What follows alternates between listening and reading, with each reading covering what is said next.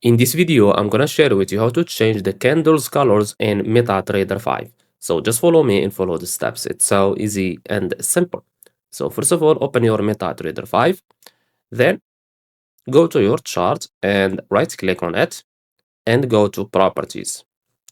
Now we have here bar up and bull candle. This is for the bullish candles, and we have bar down and bear candle. These are for the bearish candles. Okay, so let's change, for example, the bullish candles. So we have to go to bar up.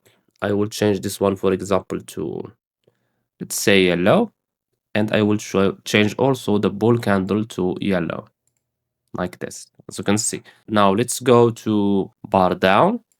I will change it, for example, to red, and the bear candle, I will change it also to red, like this. Now let's click on OK.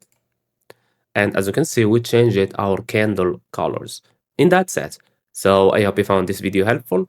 Don't forget to give us a like and subscribe. Thanks for watching, and see you in the next one.